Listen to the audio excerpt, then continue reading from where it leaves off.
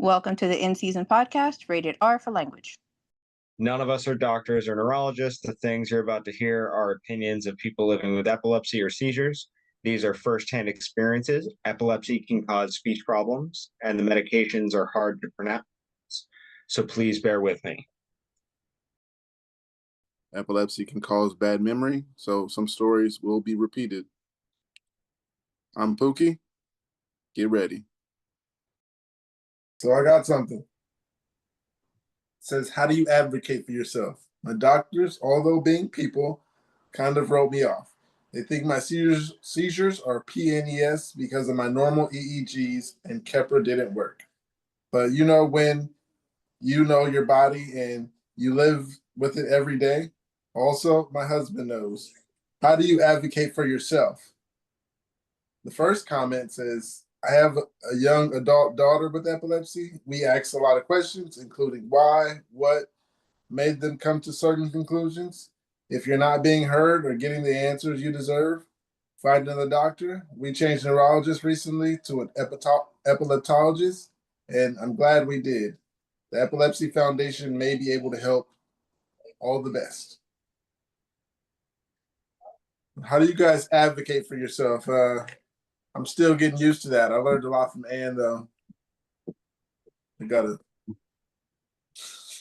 Well, for this person specifically, if you're on Keppra and you didn't rage out, clap to you, you know? Yeah, man, I was trying to kill everybody who was on Keppra. Because I had to scream. Well, I didn't get diagnosed PNES, but, you know,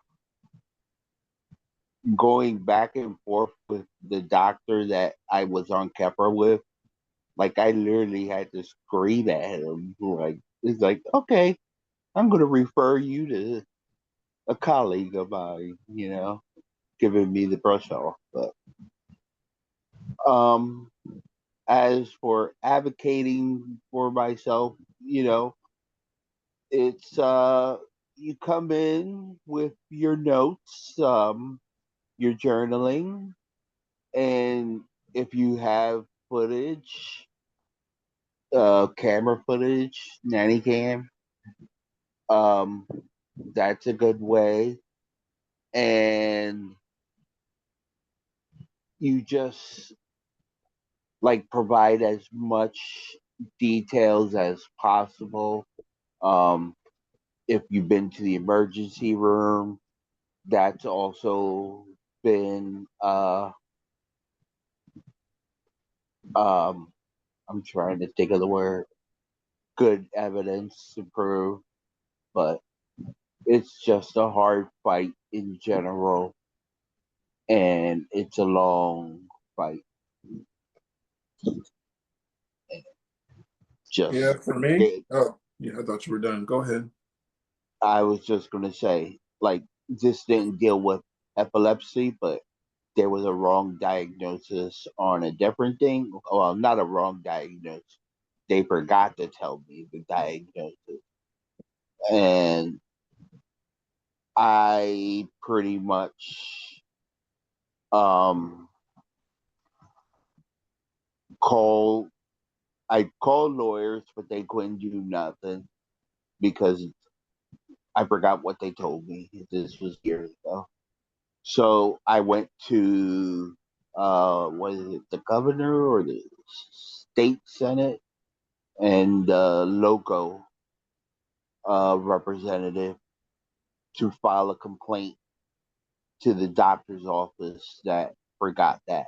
And hey, that practice is closed down now. Wow. Yeah, for me, another thing I learned from Ann is you got to go in there and be able to talk. She told me, got to calm down sometimes. But also to help the other person. I said, just write everything down. Go in there, and they ask you to do certain things like taking another pill or taking something else. Know your body. You got to be able to tell them, no, I know this doesn't work, or know the side effects and be like, I don't want to do this because it's going to do this, because they're not going to tell you the side effects. They're just going to tell you the pill. and the dosage. Yeah, pretty much just know your body. Be like, oh no, I know this does this, and you're giving me pills for this. So yeah. I don't advocate, my mom does, and generally my neurologists and epileptologists are all, chill, they're fine. But occasionally, my mom, we have met people in other hospitals who are just complete pieces of shit when it comes to doctoring. And my mom keeps all the things Angel says. She has videos of my she keeps videos of my seizures. She journals them. She does everything, and she also it has very strong opinions. And so if somebody like that person from Boston who said I had the kind of epilepsy I didn't have, she knew he was wrong. And so she just said, "You're wrong." And she just argued with him to his face until he and knew the kinds of tests that they had at Boston, and insisted the kind of tests that I take, those kinds of tests to determine what kind of epilepsy. And it turned out he was wrong. And she also says a lot whenever someone like that guy comes along. She says a lot, "Do you think I don't know my own daughter?" Know your body. She That's knows Yes. that's a body. very good suggestion right there. And it's something that comes up very often in these podcasts that we do, is that bringing a support person that you trust, who knows you well, who knows your condition well, and is on the same page with you, that can help kind of push you in the right direction with the team that you're using as well. Because my husband, back in April, they wanted to diagnose me again with PNES. And he had to scream at those nurses while I was seizing behind them, while they're on the phone with him.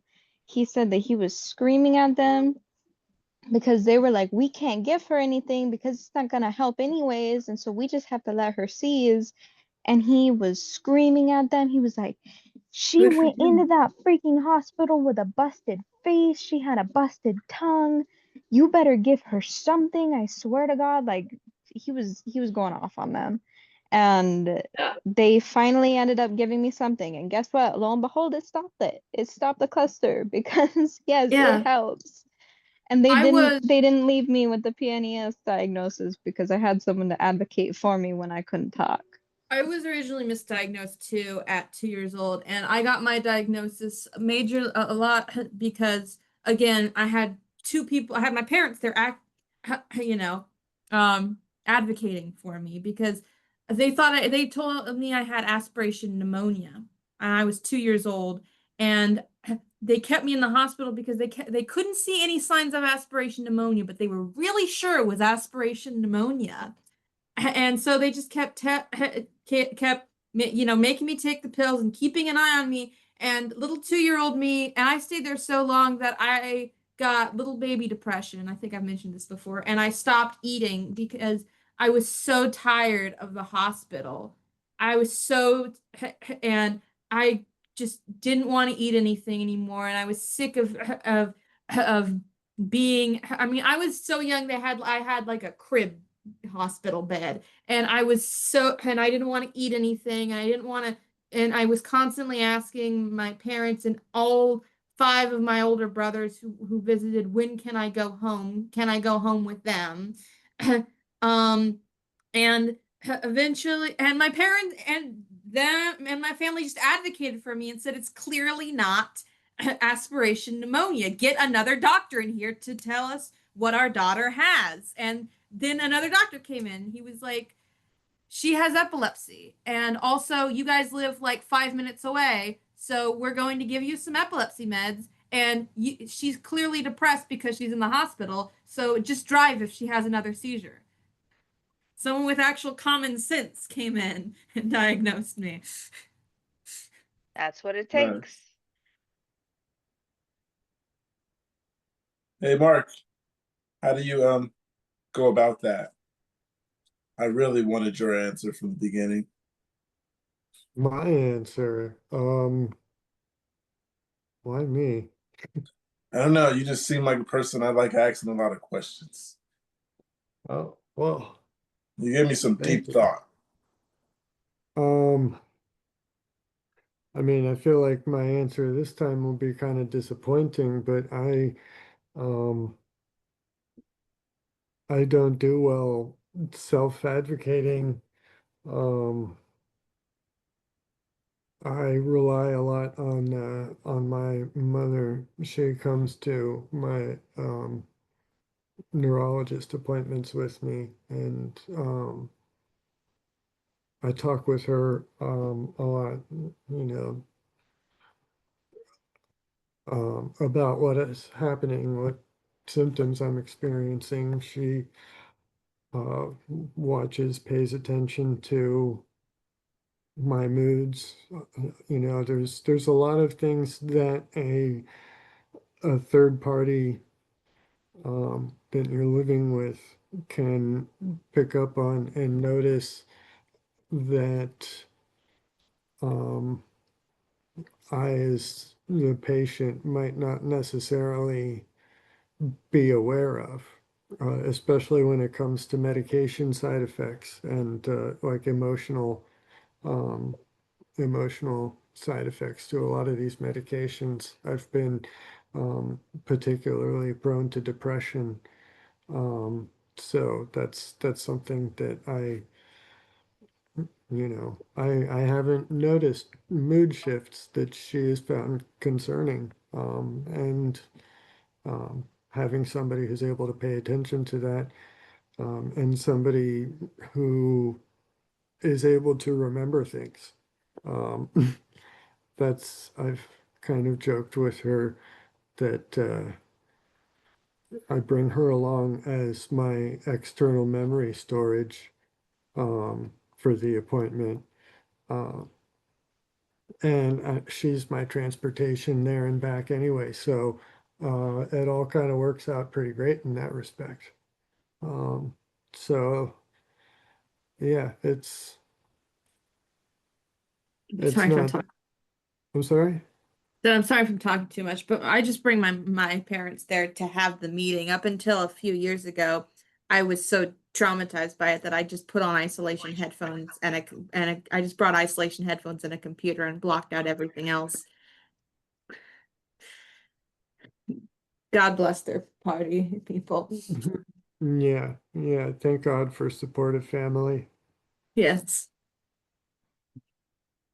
Brandon, did you have something? Yeah, I wanted to like sort of attest more to what Mark and Rachel were saying about like the third party. For me, it was my aunt, who her whole job is actually working with it's a center for autistic adults, and so they do like teaching and programs and everything. And she's been with them since I was born, and so she has a lot of like experience working with people with mental health problems and like mental diseases. So when I first got diagnosed, she was like right there with me at the hospital. She actually was keeping track of my seizures. With that, like I wasn't even doing that; she was doing it for me, and I didn't know No. until we got to the neurologist for the first time, and she was like, "No, I have them all right here on in a list." um, yeah, just having like you guys were saying, having someone on the outside is nice because they notice more than what you do. Hmm.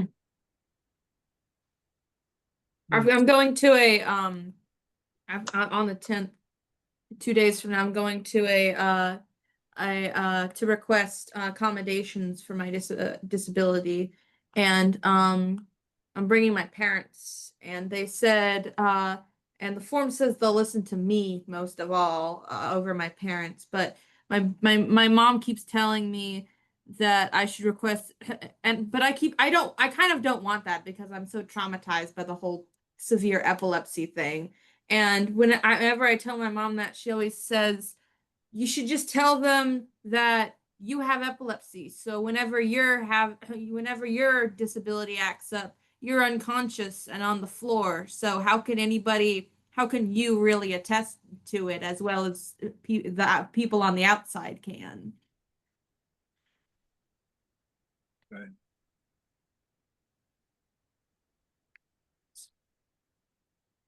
So the next one it's a question. It says, folks who have tonic-clonics regularly, what is your greatest barrier to treatment? This isn't even someone with epilepsy.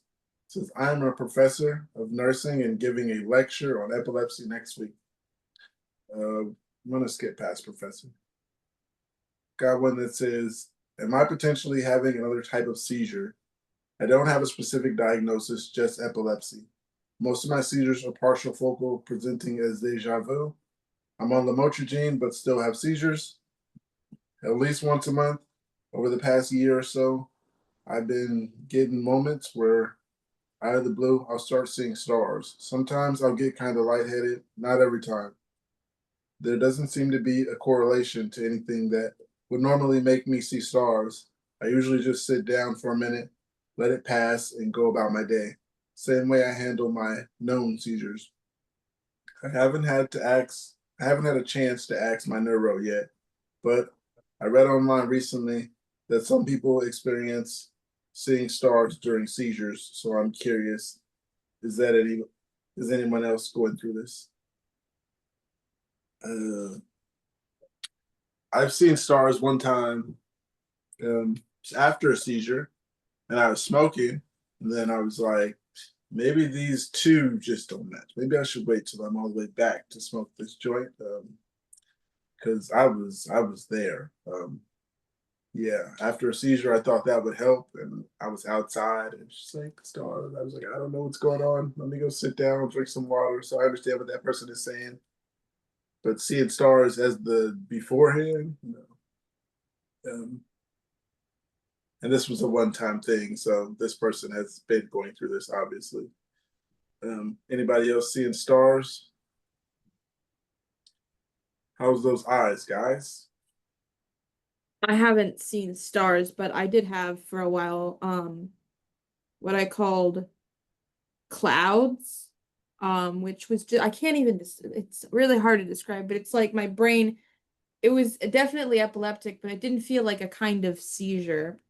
And it just felt like I just wasn't there. And then I after that went away, this also went away, but I would have blackouts, which was just where I couldn't see anything at all for a single second, and then it would go away. And like they happened so often, my mom would ask at the end of the day, how many blackouts did you have today?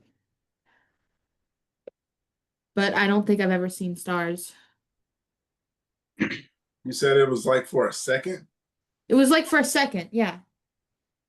I think I've done that, but I think I was tired then. I don't know. I was up at late playing video games, and I was like, I need to go to sleep, but I need to finish this level. Mine would happen in like the middle of the day after I'd had like 8 hours of sleep. It would just be like a blackout. Oh no, I didn't get that. Mine was like a few seconds. I felt like I was just nodding off during the session, and something was telling me to go to bed because it was late. But I mean, mine would my blackouts would come any time of day. I'm just but yeah. go ahead, Brandon. Wait, when they're talking about seeing stars, they're fully aware of what's happening, but it's just stars in their vision. I have no idea. I read it out loud and just Okay, because if it's that, like that's been happening to me since I was a kid. I didn't think that that was weird at all. It's usually like, if you like bend down and stand up and bend down and stand up, you see stars a little bit in your vision. Yeah, like that's what I'm thinking they're talking about, which I mean, I've had those happen when my head is not feeling great. If I feel like I'm gonna have a seizure and I am like trying to do physical activity, at the same time, which is not obviously not ideal, but some days you just have to power through. Um, and like I'll, like I said, go to pick something up, and all of a sudden it's like,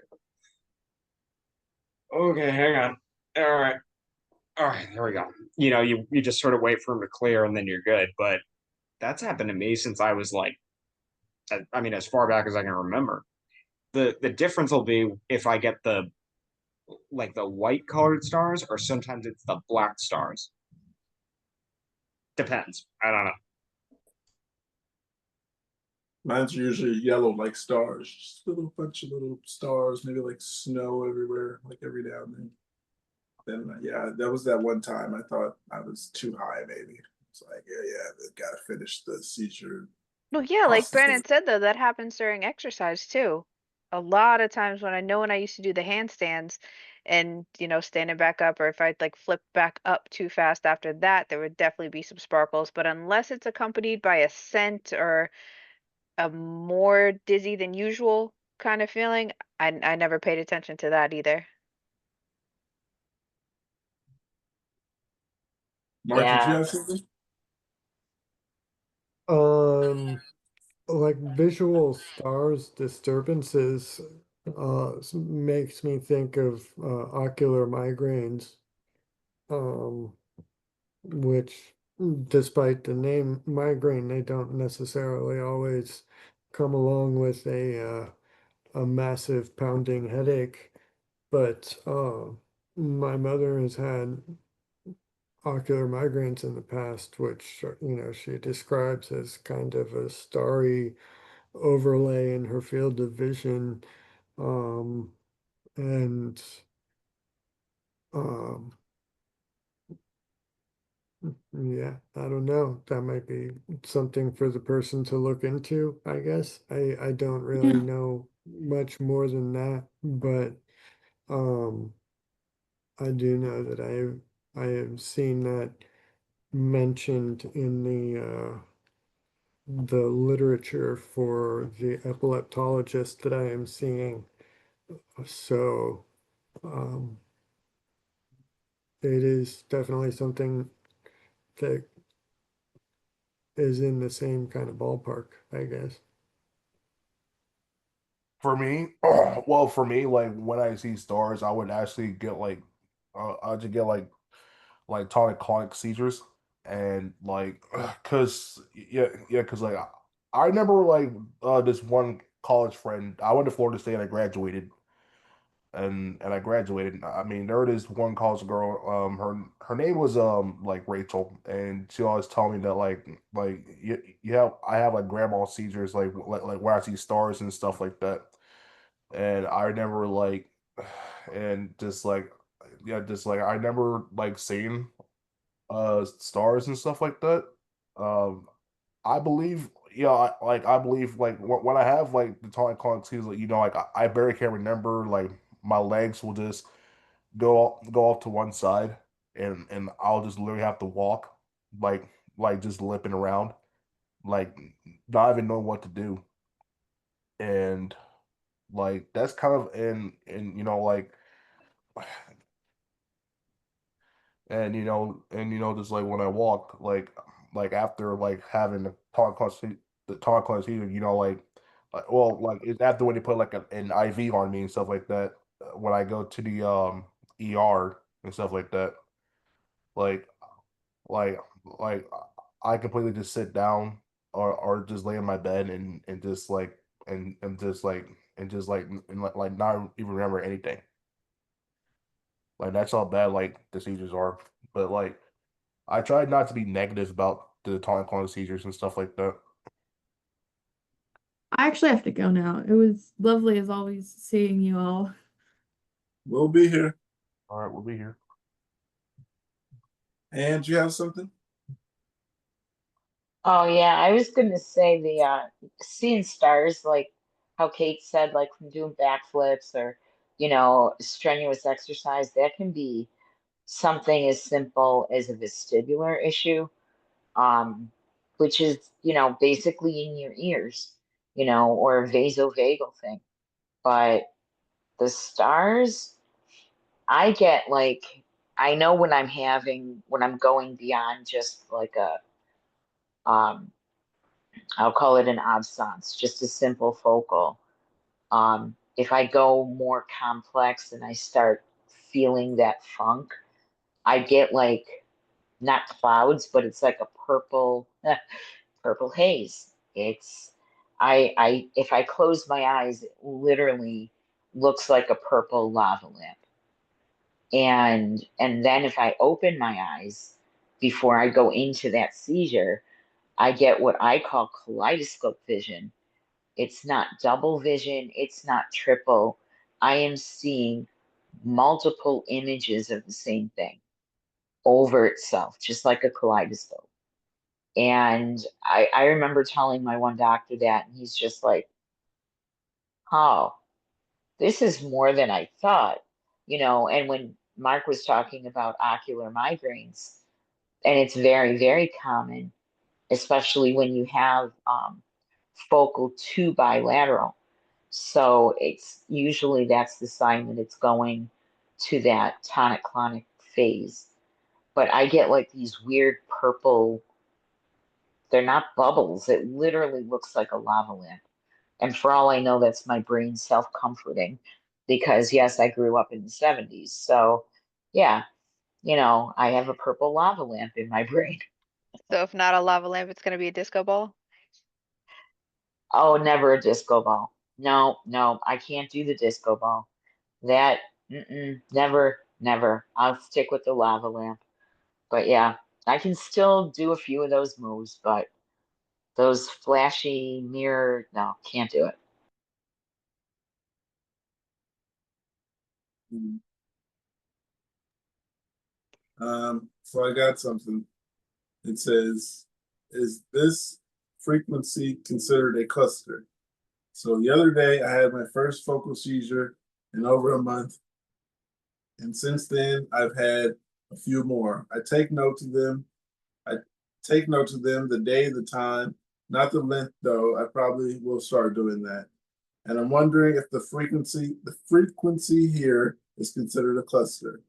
Focal at 345, focal at 945, focal at 5:30 the next day, focal at 9:55 the same day, focal at 3:55 the next day, focal at 5:04 p.m., and then focal at 5:48 the next day, and 5:48 and 6:50 on the next day. Thanks everyone in advance. Would this seem like a cluster? Those are like two a days. I wouldn't say they're a cluster. There's a pattern. I mean, at the end there, those were just a few minutes apart, weren't they? No, some of them were hours apart. Well, all of them were hours apart. Weren't the last two just like, Yeah, the last two were closer. I think a 5:48. cluster is like two or more though, right? Like the clusters that I've had are like Within I'll half have an like, hour. yeah, like you have them in succession in a short period of time. Yeah, And if that's those are close. happening like days apart or like one day and then the next day and then yeah, I wouldn't say the timeline is, I wouldn't say that's a cluster, I don't think. Yeah, I'd Yeah, I say think two you a made a day. good point at consistent but not cluster. So this sounds like maybe somebody's trying to get to the point of should I take this med? The doctor gives you a medication and says take this if you start to go into clusters. But it sounds like maybe this poster wasn't ever advised of what counts as a cluster. Yeah, what is the definition? I thought it was two seizures in a 24-hour period, but I'm with Saya on this because I'm pretty sure for all of us, a cluster is 3 or 4 seizures in an hour, not two seizures in 24 hours, because those I'll ignore. And I'm not really sure. I guess it depends on their diagnosis. That's definitely a question they need to ask their doctor. Like, what exactly is a cluster? Because for me, and probably you guys, if I have two of those clusters in one day, that's when I'm taking the big guns. That's when I'm getting the nasal spray out and the lorazepam, because if I have two of those in a day, I know I'm getting another one. Like last Wednesday, I don't know. I don't know what this was, but I've done it before. I had no control over what was happening, and I completely trashed my room. I ripped metal blinds off of my windows. No stitches required. Um, I pushed everything off my dresser, including my favorite glass pipe. So it was like I would not have done that. And my daughter knew. She's like, "Mom, I know you. You would have never done that." And I thought I broke the nanny cam because the lamp I had it attached to was in pieces. So that's when I get out the that's when we get out the Nasalin and the lorazepam, because that was the second time I had that happen that day. And it was 8 o'clock in the morning. So this is something that I would say ask your doctor for a very definitive um, definition of what they're considering the cluster, because that could be different, yeah. Also, too, like with what Kate was saying, if this is for like a medication that they're trying to figure this out, um, I would go with what Anne just said, asking the doctor to be more specific, because I have on my Nasalam boxes, he wrote out a specific message because he knows that I have clusters. And so he put both things. He said, if the seizure lasts longer than a minute, and if you have multiple seizures in a row. So if I have like multiple short seizures in a row, like 3 or 4 or 5, then my husband can give it to me. Or if I have a longer seizure that lasts longer than a minute, I'm most likely going to go into like a more severe cluster or like a TC. So then he can also give it to me then. So yeah, you got to have like the specifications from your doctor of like, when should I do it? And then if they're just tracking it, then you shouldn't just track like what time it happens. You should track how long it happens, because the length can be just as important too. Yeah, there's one comment here. It says they're pretty far spaced out between the day. I would just say they're frequent, but not a cluster. I had 22 focal seizures ranging from 15 seconds to over 2 minutes in a time frame of half an hour. I have an app that times them for me. They'll just keep coming and coming and coming. I'll have episodes like this a few times a day, not always 22, but usually around 10 per episode. Once I start having complex focals in these clusters, I know I'm going to black out completely. Does that sound familiar to clusters? Yeah, I think Yeah. the idea that it will escalate is the part that I probably screwed up in ignoring, because like C was saying, two or more. I give the family orders, don't touch the Nasalem unless it's like three, and I'm out of it in less than half an hour. But it sounds like the way Nasalem and some of the benzos are describing clusters as in individual. So if in Anne's case, it's two in a day that could be spread across 5 hours, and more is going to happen, then that's the time for her to go for the benzos or the Nasalam. But it's different for everybody. Yeah. I want that app. I mean, if she's got something that's tracking and timing her seizures, his, hers, theirs, I want that app, because I basically live by myself. My daughter is rarely here. Um, so yeah, I want that app, but I don't know if they would even sense a focal seizure. It's because I know, like my watch, I think I don't remember, it's almost outdated. But the newer watches, like I think Saya, you have one, right? The where it's tracking all of that. But I don't know Yeah, if and it it would has track a caught. focal. It has Yeah. actually, yeah, and it tracked the length of time too, which I was a little shocked by. But then all I had to do was go into the app, like when I was aware eventually, um, click on the little log that it made, and then it put the seizure in my little seizure log. Wow. Yeah. Yeah, because it's like I don't always move, but my heart rate, like I woke up yesterday morning and I don't remember having a nightmare, but my heart rate was 156 when I woke up. That's what happens to me And too. yep, and I'm like, uh-oh, so I got up and I'm the one that usually makes the coffee. I'm moving around. I come back to my bedroom, get my medication I had to take, and it was just my blood pressure meds, no big deal. And I go in the kitchen to get the mugs out, and all of a sudden I'm like retching in the kitchen sink. And my daughter comes running out and she's like, "Are you okay?" I said, "No, yeah, I'm fine now. I just had a seizure." She's like, "How do you know?" And I showed her in my health app, which, by the way, this doctor I'm seeing is we're sharing. So he checks my app every now and then. So I'll be like, "Oh, I had this happen." And he can go and look in my health records on my Apple phone watch and he can see it. So I sent him a note. He's out of town, but they're like, "Yeah, that was most likely a seizure. You wake up with a heart rate like that or below 50, below 40, you probably had a seizure."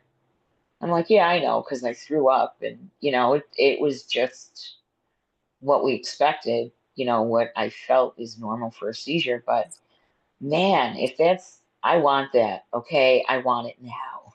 Go fund me. We're gonna go get me one." Yeah, I Sent like you a link. that. What's up? I sent you a link so you can talk to that person. You sent me a link. Okay. Oh, I see. Okay. Yeah. Also, if Yeah. you want this app, it's the Seize Alarm one. And I think it should be available on anything over Series 4. So it should be available to you if you do want to try it out. It looks like that one has a good reputation because it combines not just repetitive motions, but also using the heart rate. Yeah, so I have mine set right now to only my heart rate during the day since I move around a lot with my kids. And then at night, I have it set for motion and my heart rate. And one night at 3 or 4 in the morning, I can't remember exactly when, but it was in the middle of the night. Everyone was asleep. It started going off like crazy, blaring loud. And it was because my heart rate was at 170 beats per minute. And I was passed out, dead asleep, and it said that I had a seizure in my sleep. So that was a big sign that it was working already. Hey, Tom. Hey, Brandon, did you have something? Oh, I was going to ask what it was called again. I don't know. Oh, the Apple Watch from Sia? Oh yeah, it's Yeah. called Seize Alarm. Seize alarm. Oh, Yeah. Yeah, Tom, we got But some did they icebreakers for you. who do what? Said got some icebreakers for you. Okay. One is, what's the hardest thing you ever been through, and how'd you get through it? The hardest thing I've ever been through. Or the worst thing you've ever been through, not the Oh, hardest thing. the first thing. Oh, I was going to say I got one for those. The first thing, as in No, worst. It's the worst thing, not the first thing. worst thing. Okay, the worst thing. Probably going to prison. Being in prison and being epileptic. Yeah, sounds like it sucks. Another one was, how do you deal with people who talk at you and not to you? I just ignore them. That's a good one. Obviously, you don't have anything positive to say to me. I ain't got nothing to say to you. Why should I waste my breath? I don't fight. I don't argue with people. I don't waste my breath. You don't have anything. I don't want to talk to you. You don't have anything good to say? Walk Why? away. Why? Life's too short to be arguing with people, Right. right? Ask my wife. Right. I'd rather you have, you know, my wife and I were about to go at it just last night. And it's like, you know what, honey? If that works for you, that makes you happy, then fine, deal with it. I'm done. Now we're good. I will not argue, and I'll take the licks. Feel you. Mm. Happy wife, happy life. There you have it. And I just don't. I don't argue. Do not argue. I refuse. I'll walk away. I'll tell you what, my life has changed since I become a witness. Ain't nothing out there worth me fighting about. Gotcha. For everyone, the next one is, anyone ever woken up during a seizure? This morning, I woke up having a focal seizure. I ignored it and managed to get back to sleep. Less than an hour later, I woke up having another. In retrospect, I'm not sure if I had two or if the first one was a dream. Either way, I've never experienced that before, so I was wondering if anyone else had. Woke up in a focal, me personally, no. And then went back to bed. Then we're back to bed, yeah. Well, that part's easy. Going back to sleep, that's the easy part. That's not easy for me, and It my is for focals me. make me so awake. Man, when I have a seizure, whether it's a focal or whether it's the grandma, well, we all know about them. Grandma, Well, it's you're gonna if wake, I you're not know I'm like, alive anyway. if I feel it coming, like my husband last night, he called me this morning at work and he was like, "Dude, you would not go to sleep last night." And I don't even remember any of it. I don't even remember falling asleep. And so I was just like, I don't know what you're talking about. And he was like, "Well, I kept telling you to just lay down and close your eyes and go to sleep, and you kept saying, no, no, I don't want to. No, I can't." And that's just how I get. Like if I'm about to have one or I'm having one, I can't fall asleep until after it's done, then I'll pass out. I have to completely recall what I said about arguing. After what this young lady just said, my wife says after a seizure, I am about the most argumentative person in the world. I Because hear you. I have something in mind, there's no stopping me. It's not happening. And she says, Same here. that's it. She says, Tom, I've come so close to just punching you in the face. Shut up and lie down. Yeah. Because I mean, I've heard stories like how I act after a seizure sometime, after a grandma even. If I've All got, the cussing. if I'm focused on something, leave me alone. Because she says, my wife tells me, she says, there's no stopping you. Yep. She'll Stubborn as hell. lock the front door. Because I have walked out the front door before. Been there. Oh yeah, you have, haven't you? Yeah. A couple times. Yeah.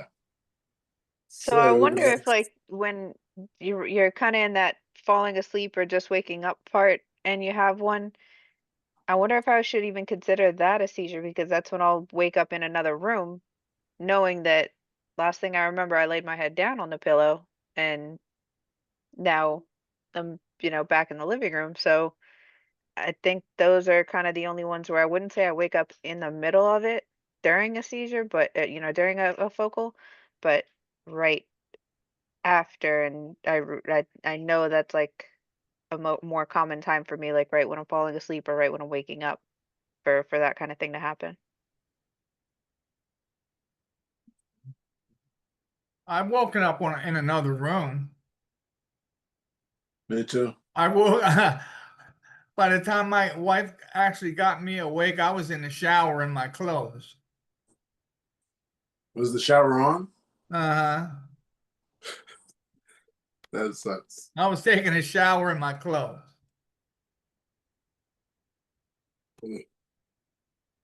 So the next one, this could have been an icebreaker. It says personal record for seizures in one day. Yay. I had 8 seizures a day before yesterday. All but one were focals, thankfully. But damn, I don't think I've ever had that many in one day. And now I don't even know even know if I should call and tell my neuro. Everything has been back to normal since yesterday and today. So I think I'm gonna hold off unless or until I have another cluster today. In related news, I saw the seizure. I saw the grand mal seizure on camera for the first time, and it was weird. Me personally, I was told I had 9 within 20 minutes. So, anybody ever had more than that? Yeah, that was a bad cluster. They were all grand mals. I've had that many of TCs How do you in know when 20 you come out of minutes. a seizure? I'm sorry. No, it's okay. That's No, what you were you know saying? Go ahead, Oh, Sia. I was just saying I've had that. I've had nine tonic-clonic seizures in 20 minutes. That's what got me to status at the hospital. I Yeah, I don't was. understand when if you're having seizures like that many in such a short amount of time. How do you know it's not just one continual seizure? That's because my husband took a video of it, and I haven't personally watched it yet myself, but he did show it to my neuro, and um he could spot the times when I stopped and like only one part of my body was still moving, and then it would start again and it would be my whole body in motion.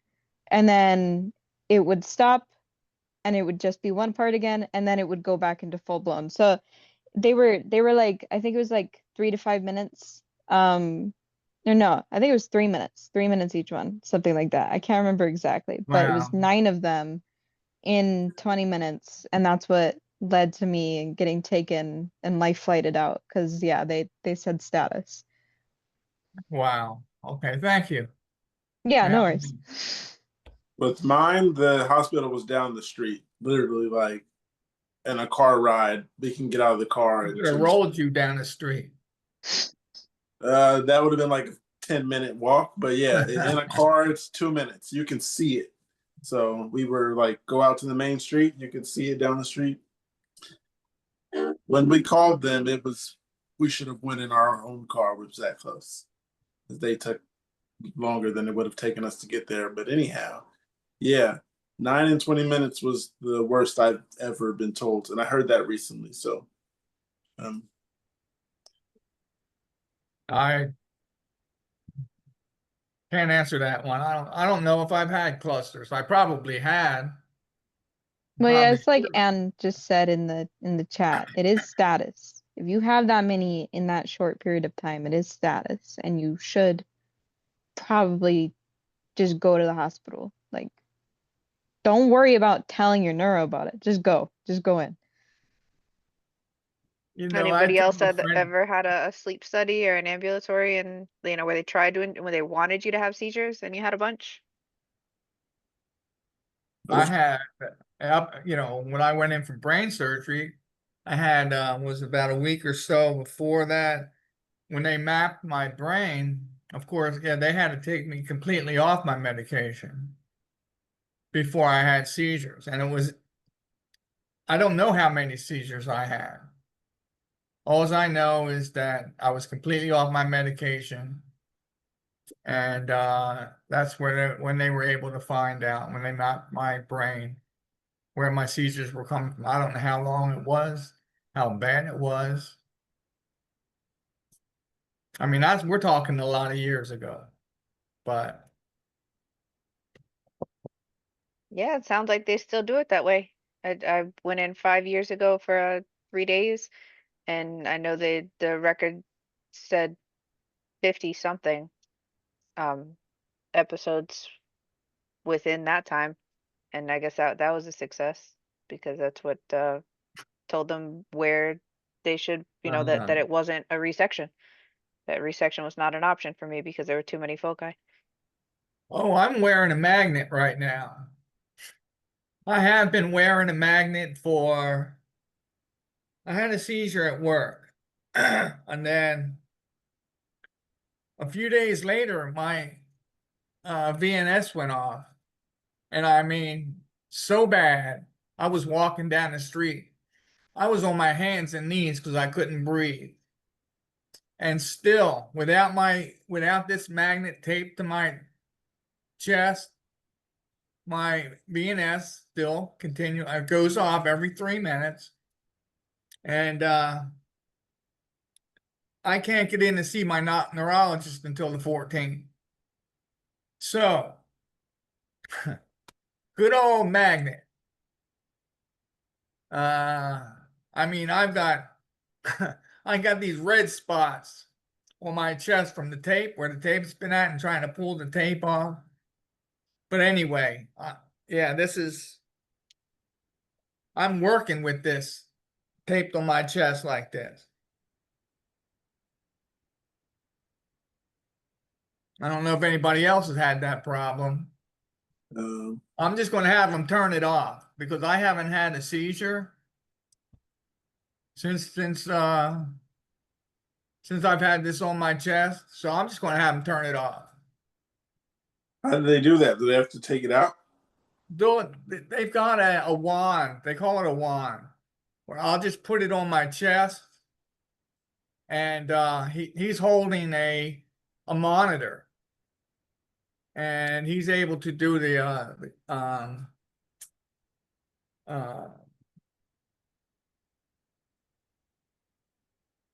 Adjustments.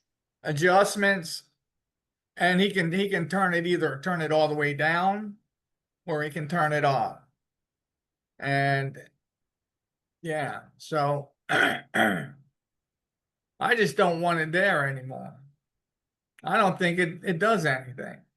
Oh, they probably still have that concern of leaving it in you with the battery. I'm sorry. That they would probably still have a concern of leaving it in you. I don't know how long, you could have something like that in there with the battery and whatnot. Well, Those things break down over time. Well, after 7 years, they have to take it out. They have to remove it and put a battery in anyway. So, yeah, I can have it removed. The wire now that's they can't take that off because it's connected to the nerve, the vagus nerve. And I just read that on Reddit. I didn't know that. They're on a strictly don't ask, don't tell. That's it. That's exactly right. They're still playing doctor, trying to figure out epilepsy. All these devices are pretty new. They're still feeding us medication that they don't know how it works, why it works, and if it works. They're still coming up with new stuff. You're taking medication, we're still having seizures. We're having brain surgery, we're still having seizures.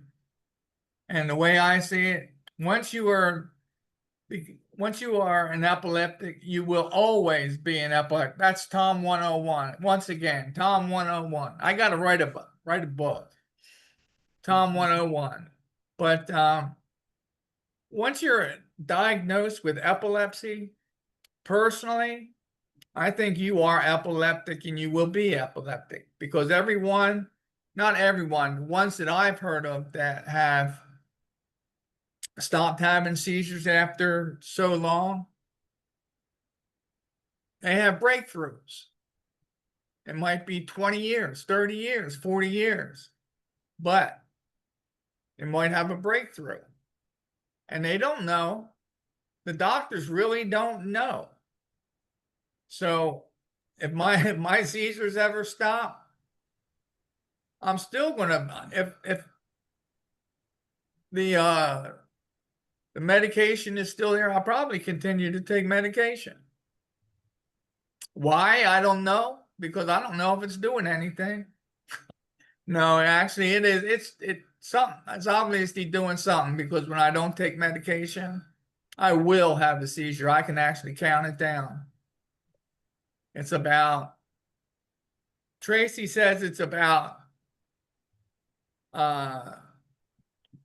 18 to 20 hours before I have a seizure. I will have a tonic-clonic.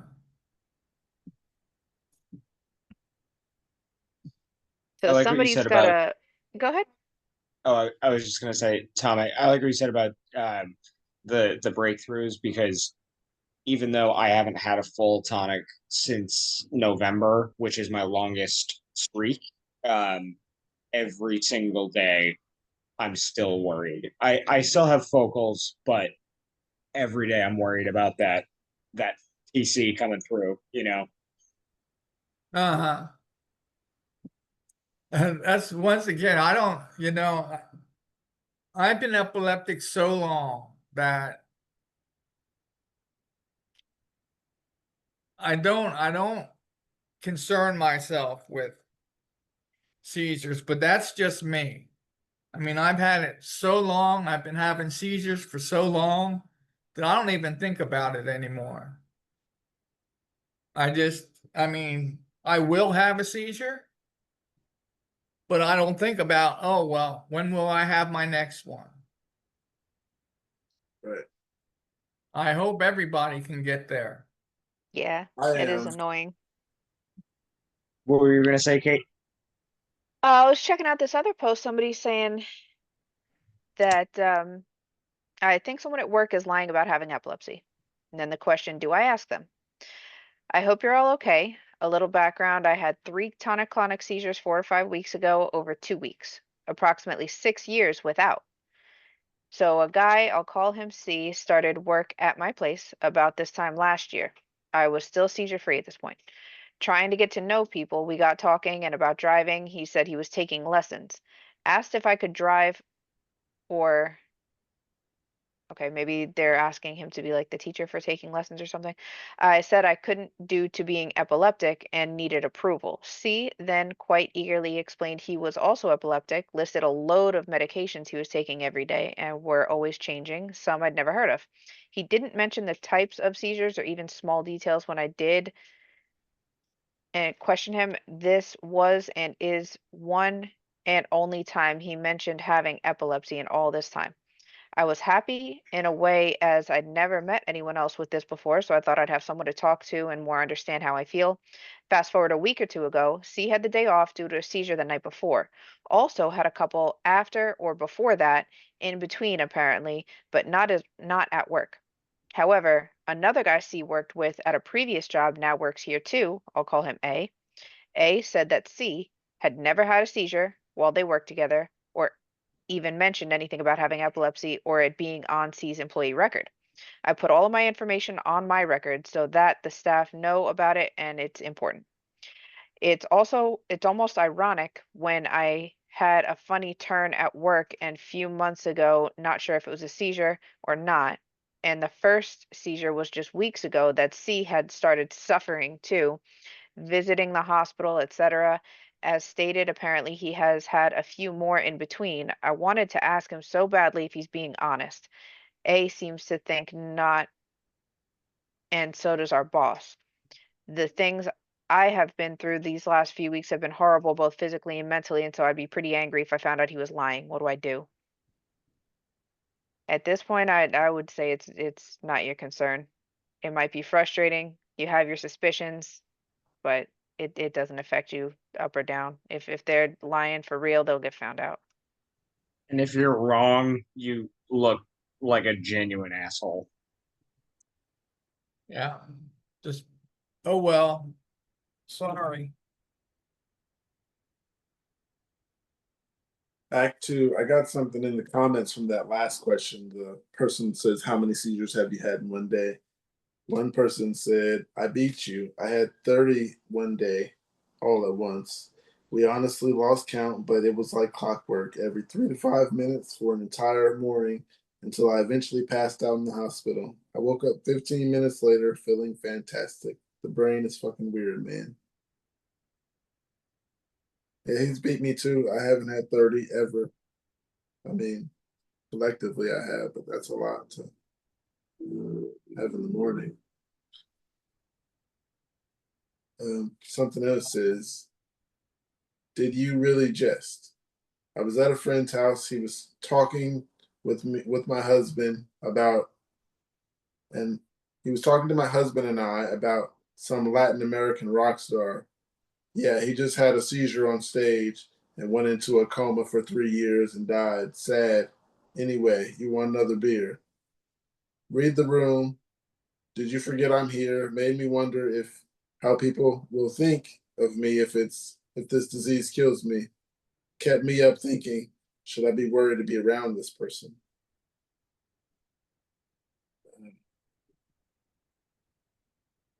Well, she's a husband there, but I think she's thinking, they're probably thinking we'll have a beer after she has a seizure. Sucks to hear it like that, but personally, I think she's safe. But she's wondering, she doesn't know if she's safe. Obviously, she's asking this.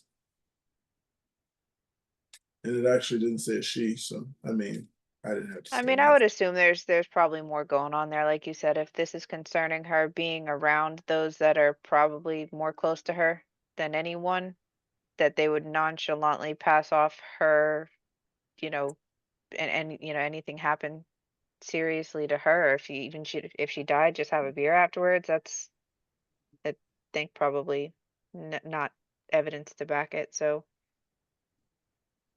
yeah, bring it up in a discussion if it really is concerning. You should be able to talk to him about it.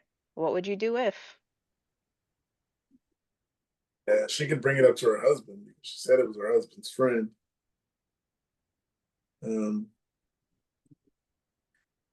Someone said, does my dad care? So I had epilepsy since I was 13. Will turn 29 in 3 months. Everyone around me has seen all types of my seizures and knows how to help me and has taken me to my appointments. But my dad, he has only seen my absent ones. He has never seen me in a full, he has never seen me have a full grand mal. He lives an hour away. He has taken me to my doctor's appointments only when he is in the city. He has seen me in the hospital after some serious injuries from a grand mal, so blatantly said to his face, you're scared? You're scared to see me have another one? And he said, does it matter if I'm really scared? Does my dad really care about me? To be 29 and think like that, that's a big sign. To be thinking like that under 22, I guess. That's a child accent, but this person's an adult. I feel like at this point, you should either just know that your dad doesn't care, you know? Like for me, I know that, even though my relationship with my uh, bio dad and my stepdad are not the best. Like if I'm in the hospital with a seizure, like they're gonna be there, and they do respect the fact that it is an actual thing. One of them more so because we share it, but I know the other one will also respect it. And yeah, I don't know. That's a weird question at that age. You're right. 29, you should know by now. Yeah, you should know your family, especially your father, but that's neither here nor there. I don't know. I'm gonna just say that's kind of tough because coming from my point of view and my personality, he could be saying, it doesn't matter if I'm scared, I still have to be here to take care of you. And that she may not be hearing that.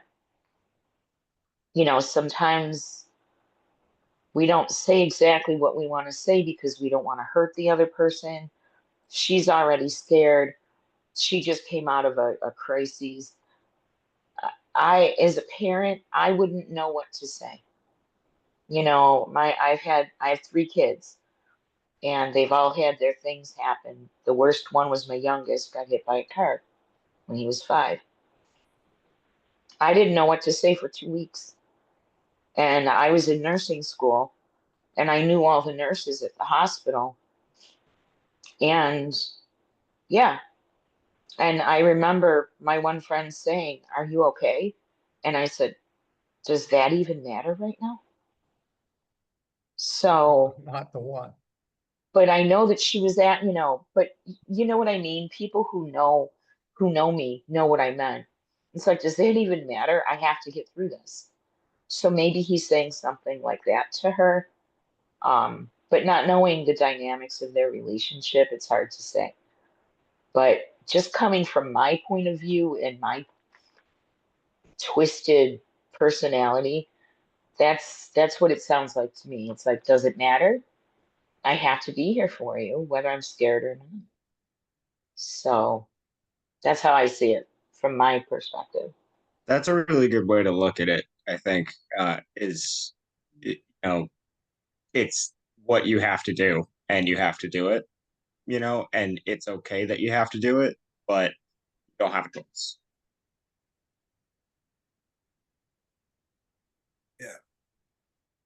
Yeah.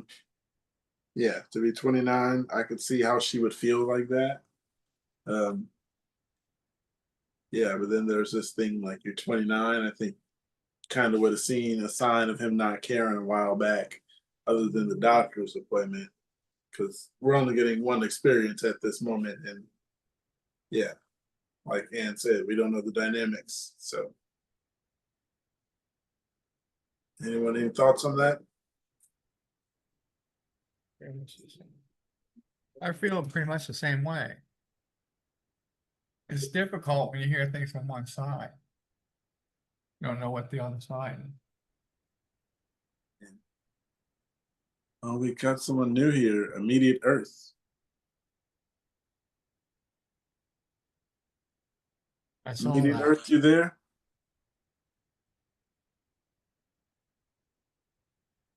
You think you can turn your mic on? Hello. Hello. Hi. Hi there. How Usually, you for new doing? people, we start with when was your last seizure? When were you diagnosed? And what are you taking? Um, my last seizure was 2 weeks ago, I believe. I was diagnosed at 11 years old. I'm 22 now. I currently take Lamictal and lacosamide. I was just starting lacosamide like the beginning of this week, actually.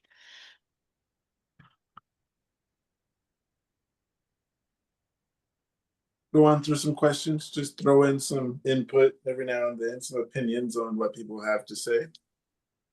Jump in whenever you're ready. Do you want to Double do the iceberg. icebreaker? Yeah, there you go. Yeah, I forgot about that. We got to get you into this. What was the worst thing you ever went through, and how'd you get through it? Oh man. Um, and I can like say whatever.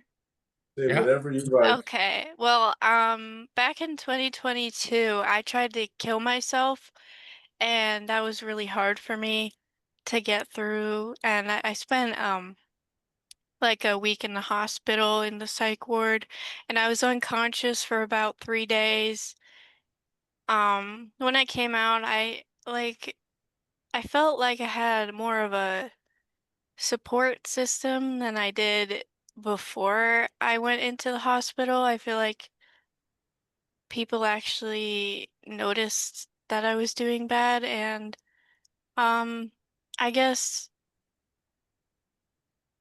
hold on. uh I kind of hmm I like, sorry, I'm trying to think. I feel like that kind of like woke something up inside of me that made me want to actually better myself. And yeah, I'm here now. I'm trying to do better. That's all that Glad- matters right now. I'm glad you're here. Yeah. Another icebreaker was, how do you deal with people talking at you and not talking to you? Me, I pretty much just in one ear and out of the other, and I don't let myself get angry about it. Just deal with it like that.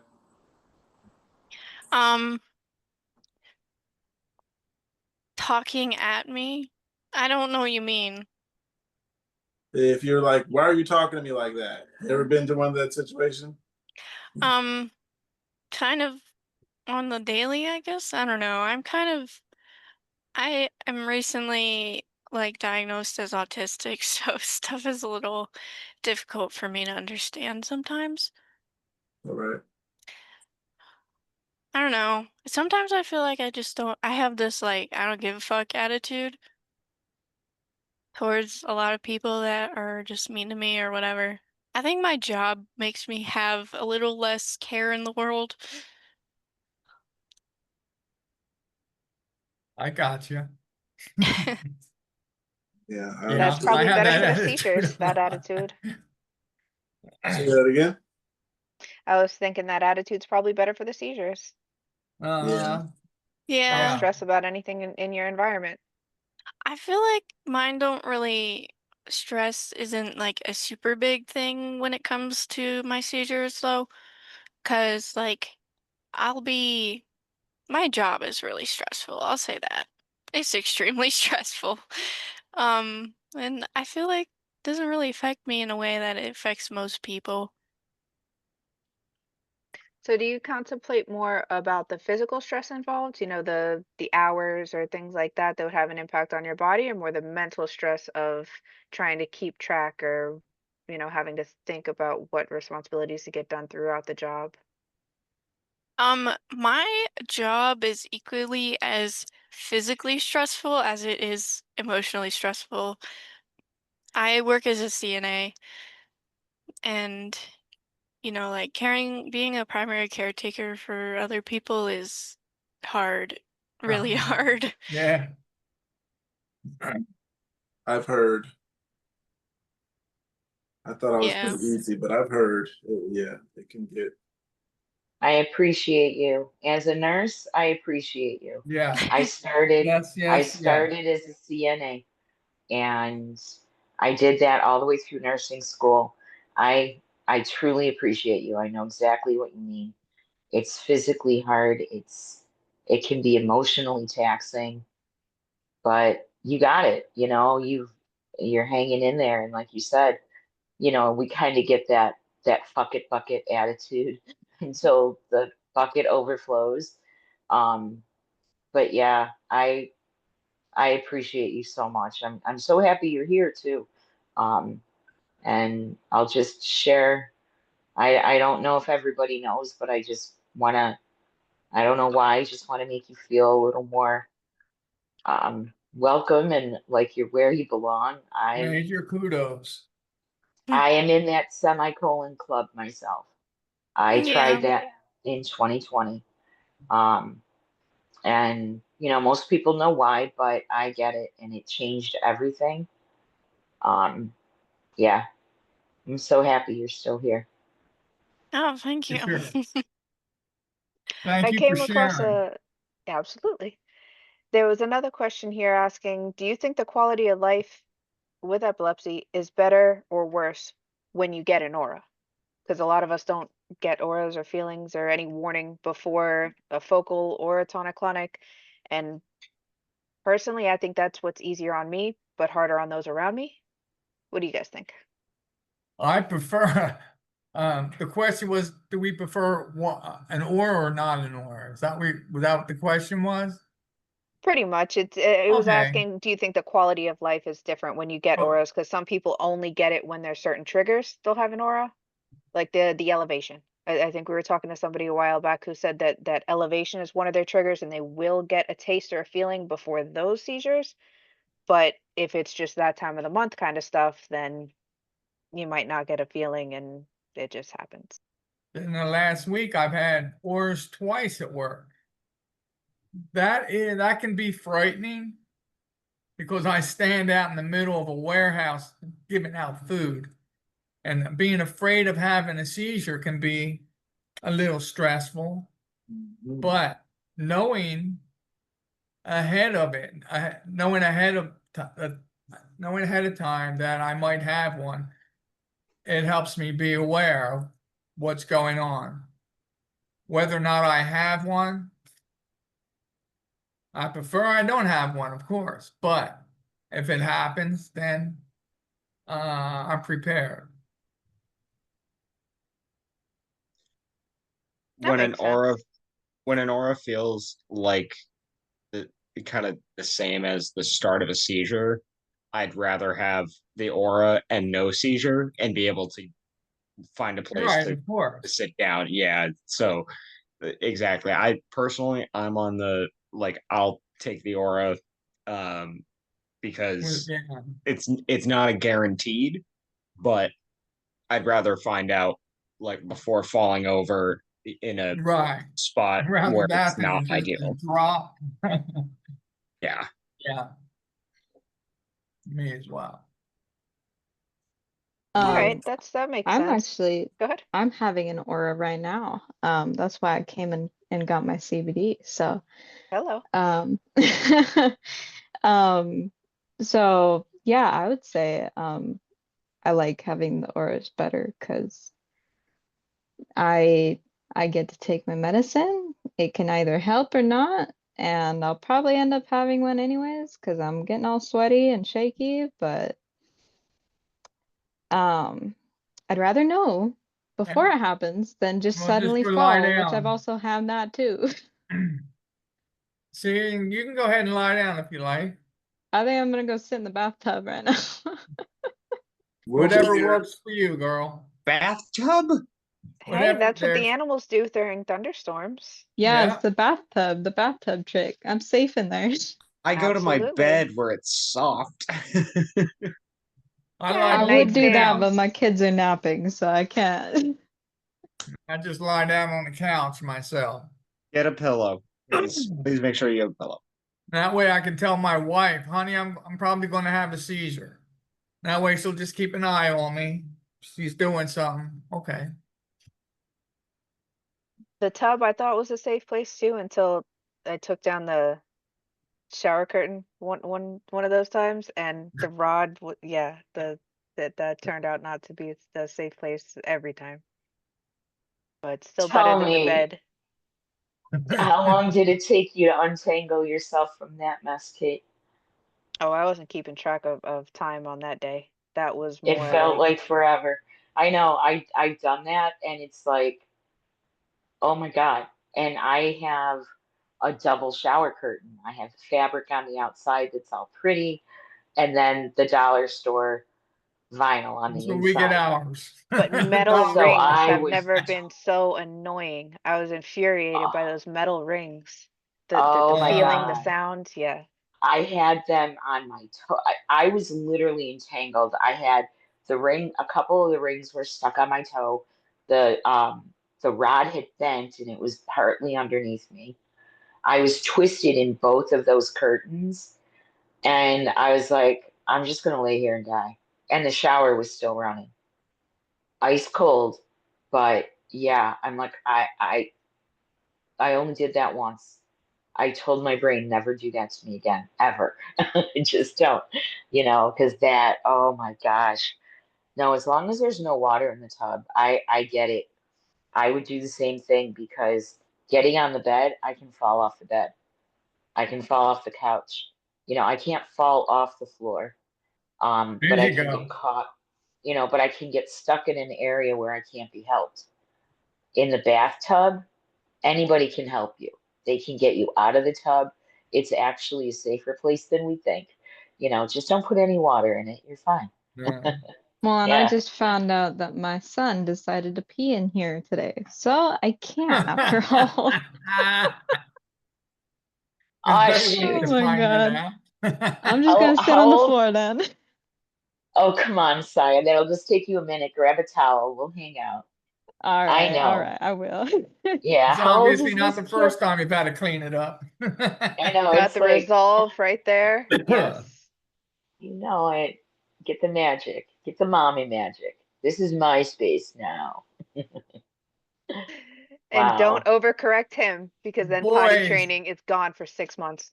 boys will be boys, right? Unless you get him No, one of and those that's the fancy toilets problem. with the See, stupid that's the flusher thing. problem, is that he is fully potty trained, but he has He's just he claiming his has territory witnessed his now. dad go pee elsewhere outside of the toilet. So he's just like, you know what? I'm gonna be adventurous today. Boys will be boys. If he had Absolutely. at least done it while showering, it wouldn't have been as bad. But Right. it's the no water running. Like, come on, And bud. a Yep. dry tub is Yep. something else. Yeah, I'm gonna have to clean this later, but it's fine. I can wash Also it. being 2 feet from the toilet, I'm assuming. Yeah, he was with the potty Hey, chair up and everything. Pokey, would you like to add to that? Um, when I was thinking about the bathroom stuff earlier, I was just thinking that I haven't had one in the shower, but that I don't exactly know. But I'm sure I had one where I got caught in between the wall and the toilet before. That happened to me too in the beginning. When I first started having seizures, the EMTs had to, because I fell in our apartment bathroom and I was sitting on the toilet. And this is the first night I started having my TCs and I had fallen off of the toilet because it was such a small bathroom that like my mom and my husband they couldn't maneuver very well in there. So I just yep, fell and they had to pull me out of there and it was gross. Yeah, been These there. things happen. As epileptics, these things happen. Yep. And this is the perfect space where we just all know. We just all know. We can sit back and nod and understand exactly what what you're Yeah, saying. And nobody's gonna judge me for sitting in the bathtub. that's right. Right. Exactly. Exactly. Right. I know Exactly. exactly. Yeah. And I will never judge you if you're No, found head first in a front loading washer. Okay, I that's did that one. that's the Oh good thing man, that about one would this suck. group. You will never be judged in this group. Hmm. That's the That's good true. thing about it. One of the many good things. The front loading And then dryers are even worse though because they're hot. Right when you're taking it out and you get that like dry, that dryer sheet whiff, and then that's the last thing you remember, but you wake up with like something more red than usual. Yeah, Yeah. I couldn't deny that one. See, also what I do when I'm hot, there's nothing like that tile in the bathroom stays perfectly cold and just then lay on I'd it. have to get like fully naked, and then I couldn't use the camera anymore. Oh yeah, okay, yeah. Like I said, Hey, when I'm eventually at maybe that home, won't even be a concern. Safety is Hey, that's priority, true. Yep, that is true. especially yeah, if you're in it, last you really do just need to get your I temperature think I will down. take my sweater off though, because I am God I sweating was so bad. I was also, yeah, I was questioning. I was like, so you're Bundled sweating, but up. also the beanie and the sweatshirt. Yeah, I know. It's so yeah. I was freezing cold earlier and now I'm hot. That That's makes sense. another part. It's Yeah. 90 Yeah. degrees here right now. Yeah, it's 90 or It's yeah, it's 96 90 here. though and humid here. 94. Yeah. Yeah. Yeah, we're not doing too bad. How you doing, Saya? Yeah, I saw your face getting a little flushed there too. Yeah, it's coming on. If I go quiet, probably just it's probably gonna be a focal, so that's probably it. Yeah, which you just took CBD, so what do you got in your locket pocket? Well, the only thing that I'm allowed to take right now is the Nasalam because they decided to stop me on the Ativan because the Ativan I was using it for auras like this, but then the auras started just even on the Ativan started just turning into focals, so they were Yeah. just like, well, if that's gonna happen anyways, You might as well just wait to take the Nasolam because you can't take them both at the same time. So Right, right. Oh, but you have that close by, right? yeah, I do. I mean, I haven't had to do it myself yet, but my husband will be home soon, thankfully. Yeah. And you cannot overdose on CBD. So take as much as you need. Yeah, If I you might need take some more, more in a minute here because I put it under my yeah, tongue for 80 seconds, but it's still yeah, taking a little while. yeah, rub it around your cheek, on your gums, just Yeah. use your tongue to get it all in there. But yeah, I hate those. See, and I've had both, the auras and just a dropped seat, just gone without any warning. But to be honest, for me, when I get too many auras, I start to panic. My anxiety goes way up. And then the next thing I know, it's like, oh, I'm going to have a seizure just because I'm triggered by the stress. So it was like, that's where therapy came in. And it's still really hard because it's like, what am I really feeling here? And yeah, but yeah, all the CBD you want. Yeah, Oh, I think I might get up and grab it because So is that just regular CBD oil? yeah, I can actually I always think of gummies when I hear that. let me Because see. yeah, I got those. Yeah. I just, I don't eat gummies, but I have this one. It's the Charlotte's Web. It's Oh, you oh, do have I me. didn't know You that. got yeah. meatball. You got meatball Oh, stuff. I mean, I could have Oh, that at work. do you know Oh, they it's just so raised? good. I got to share this, Charlotte. Okay, I love you, meatball, but they Because I just never used built a it. barn. Her family just bought new land, and they built a barn and dedicated it to her. And this weekend is the barn, well, what they call a barn raising. I mean, it's up, it's built, painted, all ready to go, and they're dedicating it. So go Charlotte. We called her Meatball. Yeah, that stuff is Such a awesome. beautiful story. Oh yes, and it still is. I Everything have to that her credit. mom is doing is just like Yeah, it's it's such good awareness for everyone who yeah. is still experiencing it and also to just like keeping her memory alive. So Oh overall, you yeah. guys pretty much tend to like the auras, think it's more convenient than annoying. If I It's had kind to of nice. choose, like between yes and no, I'd go yes. I'd rather go nothing at all, but I think we all would say no seizures at all. Right. Oh yeah, also immediate earth, a heads up. Annie has all the connections. She knows everybody. Everybody about No, I everything. don't. Yes, No, you I do. don't. No, You're not a lawyer, everybody. a Not doctor. everybody. I know I came into the cannabis movement just at the right time. Well, And yeah, you're basically the hookup. If you need someone to go to, Annie's the one to go to. well, I'll just tell you who to go to. But yeah, I'm working on that. Things are a little dicey with all of these storms. But yeah, we can talk about that later. But yeah, I know Charlotte's mom and dad and stepdad, and I wish I could be there this weekend. That's all I can say. So we'll all be on Zoom for that. And so far they have 17 channels now or Zoom rooms because there's so many people that are going to be there. And yeah, but that is the best stuff. That is the best stuff. And I'm gonna cry because yeah, I miss her. Understandable. So has anybody ever found that withholding an epilepsy diagnosis is the better choice, personal or professional? I didn't get a chance to withhold it because I went into the emergency room with my third seizure, and then they were just like, "You have epilepsy." So I wasn't having to go to doctor's appointments and figure out if I have it. some people do. Go get misdiagnosed and stuff. I was told I had it, and I was 16. So 20 years later, it gets better with time. But, I 20 years later, never. you found a positive way to use it. Go but ahead, like, Tia.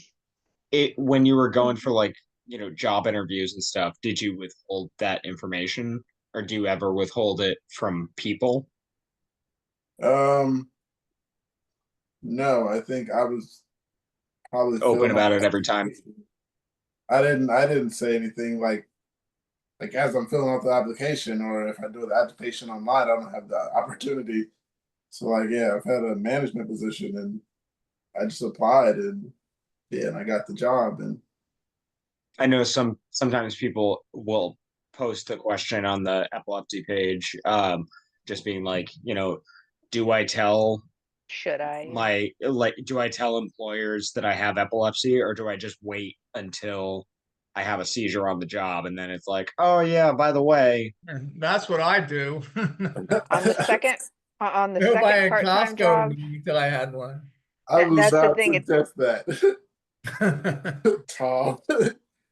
But I I was think it gonna say, depends on the line of knows. work. yeah, you don't have to. You don't have to say it to them, but once you have the job, they have to accommodate for you once you do tell them. So They never asked.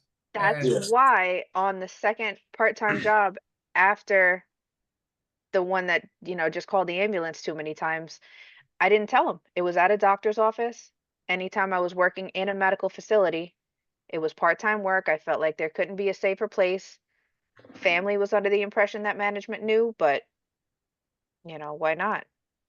Why bother? I feel like I got more respect before something happened in the workplace, but it was inevitable.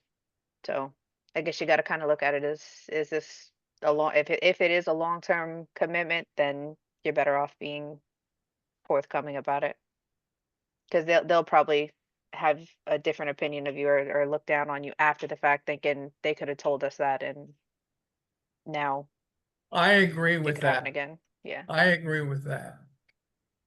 People were a little bit like, Tom, why didn't you tell us? I guess It's like, everybody seriously, does you're sooner or turning this later. back on yourself. You really want to take this personally? Right, But exactly. a lot of people think like that, especially the ones who might call the shots. Uh-huh. Hey, folks, I'm Especially sorry. I just want to interrupt really. Is Jason okay? Oh, you are okay. All right, sorry. Jason You just looked goes like to you were sleep every now and then. Yeah, it's so happened sorry. before. Looked like you were zoning Brandon, out. I was about to ask the same thing, and then I realized you're looking at your phone. You look like you fell asleep again, Jason. Yeah, that's okay. Anyway, We love you. Thank you. we want everyone on the stream to be safe, and we all understand that sometimes it can just happen, like like with Sarah right now, or Yep.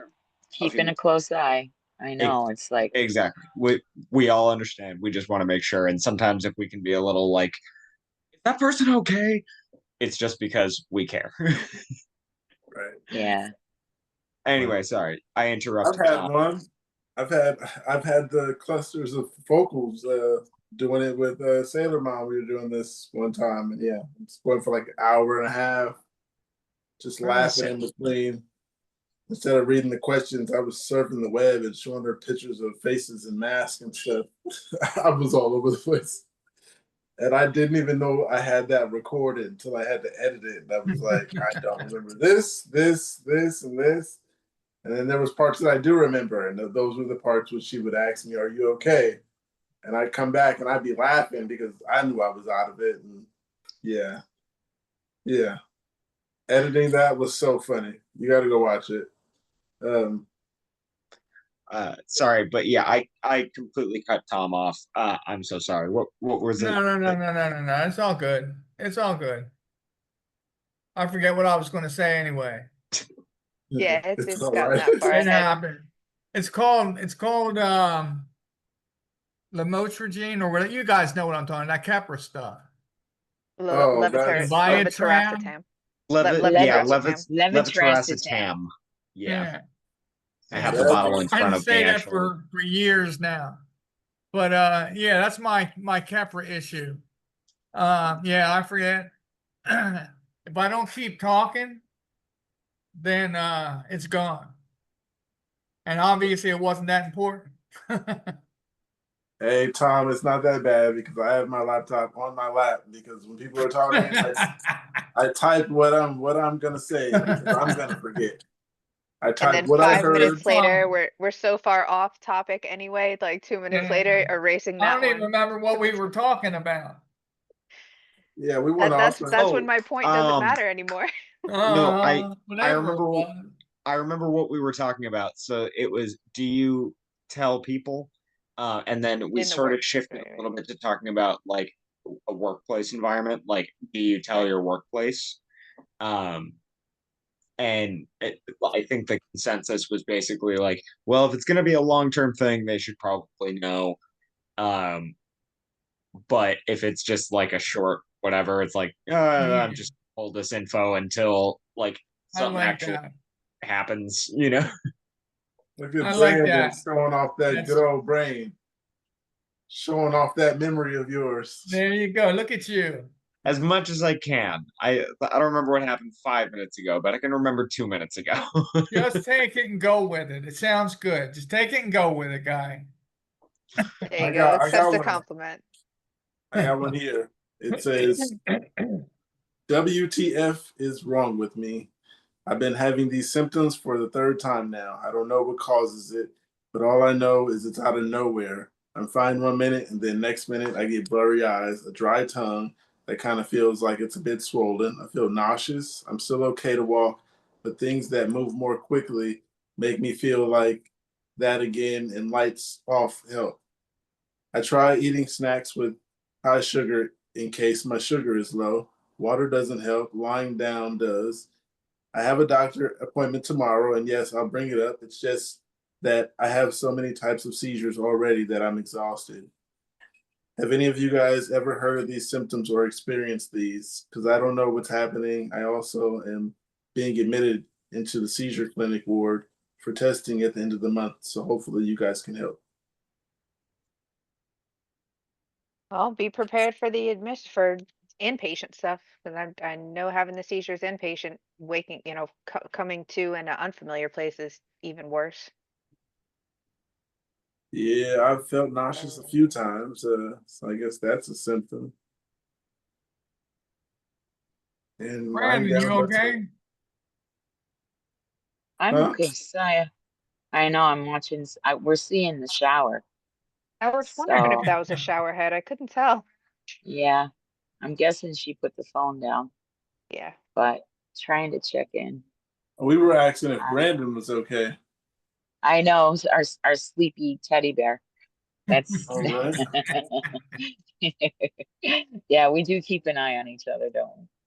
But yeah, about telling people I never went back to work after my clinical diagnosis. I knew I was having seizures and that got confirmed later, but I never had to say anything to an employer.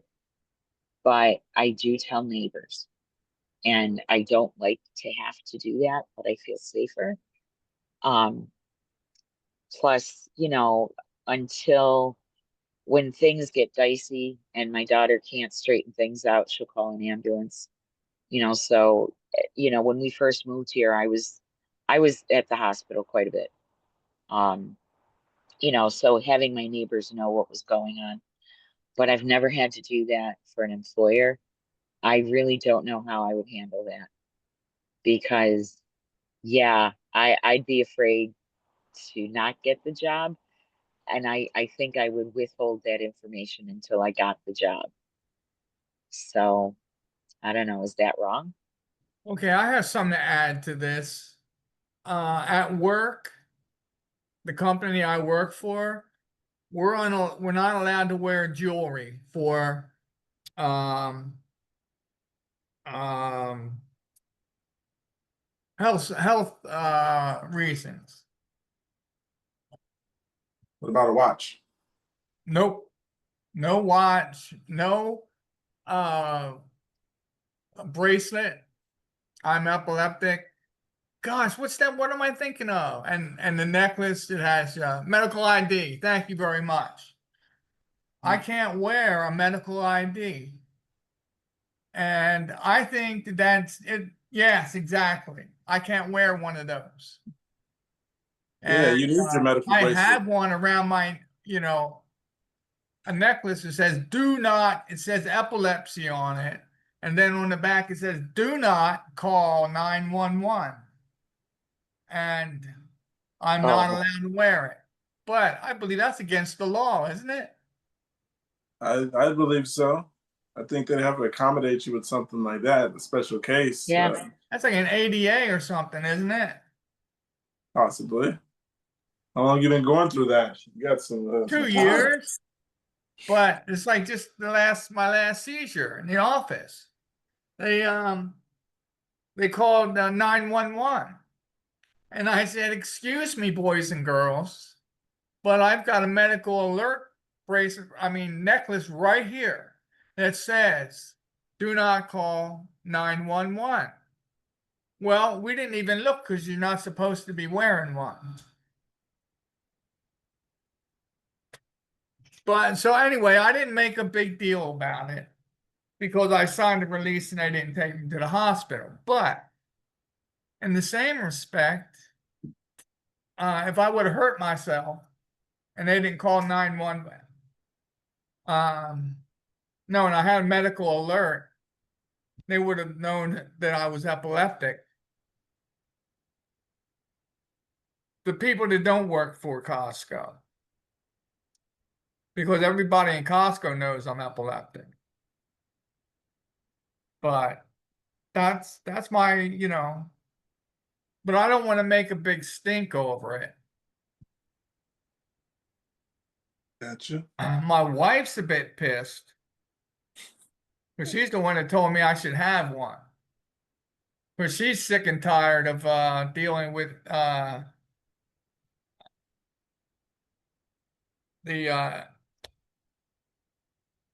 EMTs. Always trying to they had me doing math problems when I came out of my seizure.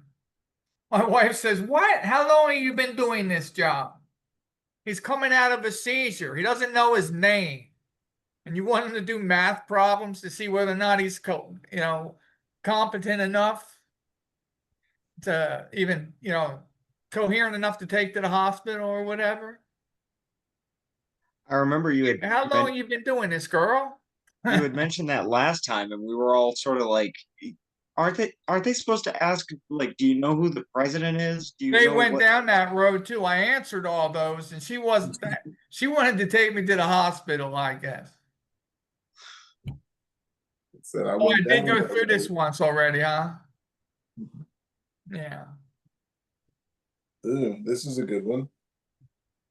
It said, "What's something that people pretend to be okay with, but deep down they really don't? No one cares about me in particular." Tend to be okay with. I think sometimes there's those people who be like, it's all right," and then when you're done, they're like, "Hey, can you put this IKEA table together?"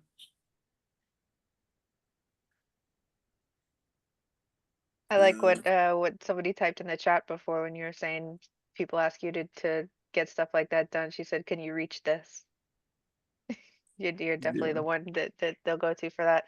I was thinking like decorating parties and then doing party decorations and stuff.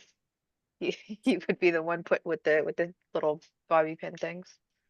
Yeah, that's why I said it's like 95% of the time I'm the tallest one in the room. So I'm picking stuff up, I'm reaching stuff, Implied let's responsibility. fix here. Yeah, like after a seizure, I don't always have the energy, but don't have the luxury of telling some people no. So I was excited about this study. It came out in June of this year, and they're finding between ECGs and EEGs. ECGs are used for cardiac dysfunction and figuring out things with your heart, but apparently there's a lot of correspondence between ECGs and EEGs that are helping them realize that people who are on, and now this is an actual documented study, so doctors have to listen, that trying to look for it. I know they said something about phenobarbital. Definitely carbatrol is on this list, but they're showing that certain medications render patients with epilepsy more vulnerable to cardiac deficiencies. And now they're actually documenting this kind of thing, so it doesn't take a whole generation of more people on the carbatrols to die from heart attacks before, and who knows, maybe that's already what triggered this. But now they are putting things together one step at a time, so that somebody maybe who runs with comorbidities in the family, the neurologist shouldn't even try these medications if they already have any kind of chance of cardiac deficiencies. So yeah, anything that backs up not being on a med, I'm always excited about. You guys ever felt like you were just on the wrong pill? Like it did more harm than good? Mm-hmm. Kepler. Not only was for me was Keppra, but right now I'm taking Lamictal, and I feel like the negative side effects are not as worth as it controlling my seizures, which isn't even 100% because I still have breakthrough tonic-clonics all the time. Well, I wouldn't say all the time, but definitely on a monthly basis. So, How much do you take? I take 200 twice daily, I and take 200 twice a day too. I yeah, take 150 twice a day. okay, yeah, I take the 200, and Oh no, I I've take gotten it 300. together. I've got it a little better. I'm having 3 to 5 a year. Wow. I've only had 2, so I'm trying to make it through the rest. I've been through half the year already, so working How on much that. Ativan do you take? Huh? How often do you take Ativan? I don't take Ativan at all. Oh, I thought you said you take Ativan twice a day. No, I take the No. lamotrigine twice a day. Unfortunately, Yeah, that would be a problem. yeah, it's caused me to have insomnia. So yeah, that's Yeah. a bit of the problem too. So but it's all Yeah, right. it didn't work for me. Yeah, lamotrigine did not work for me at all. I had so many catastrophic breakthrough seizures, and I was taking 350 3 times a day. So, yeah, I didn't know enough then to tell my doctor, something's wrong here, and I'm not going to take another, what was it? They wanted to add another 150. I was going to be up to like 1400 milligrams, and the pharmacy wouldn't do it, all of that, but it didn't work for me. And don't hesitate to tell your doctor this. I'm not getting along with this medication. There's plenty for them to try, and you don't have to stay with one that doesn't make you feel like it's working. It's the worst thing to do, because you're going to keep waiting for it to work and it doesn't. And if you're having breakthrough seizures once a month, you might want to talk to them about catamenial seizures that come with your menstrual cycle. They're affected by hormones. So, yeah, I would definitely, it doesn't sound like that lamotrigine is helping. But I didn't, same thing with what Pookie said, the insomnia. I never slept. I I had to literally wait until I collapsed to fall asleep. And what, And that was, lamotrigine? yeah, with lamotrigine. Okay, I'm And taking 300 of that twice a day. yeah, I was taking, I think when we stopped, I was at 1350. And but I wasn't sleeping. 1350. Yeah. Wow. Yeah, I was at a toxic level. The doctor never checked my blood. Um, yeah, it was quite a trip for 10 years, but I didn't know any better. I didn't know. And I'm so grateful that we have this, and even on Reddit asking questions like that. It's like, do I have to stay with this medication because this is what they gave me?